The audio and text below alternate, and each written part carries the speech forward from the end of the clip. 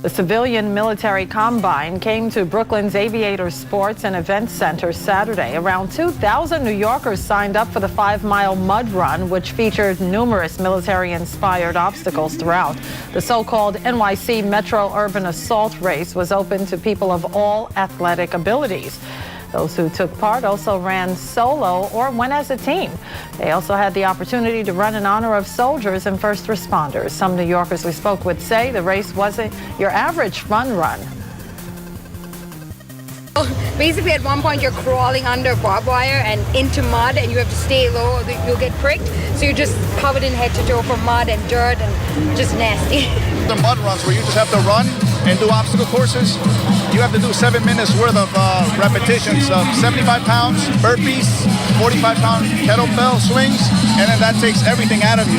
And whatever you have left, you have to still do the run. The CMC launched a charitable partnership at the event with One Team, One Fight. That's an athletic organization dedicated to helping the families of fallen soldiers.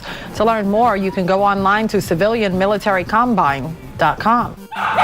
No great athlete goes into competition unprepared. So heading into the Westminster Kennel Club show, these dogs need to be ready. So we give you the doggy spa. It's for people too, sort of. Not only the dog, but to me, it's a really great warm-up on the day. You know, I get to bond with my dog, I get to relax and praise him, and you know, we have our 1.5 hour moment here. The spa is at the Hotel Pennsylvania, and it's got everything these precious pooches could need. First, the physical preparation.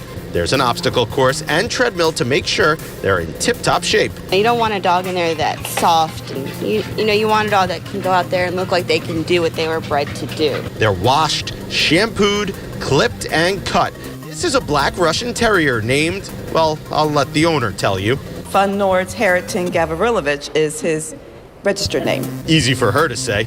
But seriously, it takes nearly 6 hours to get old Fun Lords ready to show. He meets all requirements, and all I do is just to shape him. Detective Wojciech Brashchuk didn't want to show his face after appearing in court. His lawyers say he worked undercover for the NYPD Intelligence Division and that his life could be jeopardized if his cover is blown. Early Thursday at its stated meeting, Mark Viverito recited it, but did not say the words "under God." When asked about it at Thursday's forum, she initially did not want to respond to reporters' questions. She later spoke to New York One. It's a real shame that as the first Latina speaker candidate that my patriotism would be questioned. We really don't need divisive politics right now. The race for speaker is just ramping up, and there are several forums scheduled for next week. The council will officially select its leader in January. As the head of teaching and learning for the Department of Education. All kids who want to go on to further education will have that teacher in them because most teachers want what's best for their kids if given half the opportunity. Now, the MTA tells us that service on the 1 and the 3 has resumed, running locally between 96 and Chambers Street, while the 2 train is running on the 5 line from Nevin Street to 149. Hall with the Weavers, inspiring a young Peter Yarrow. You knew where you were going.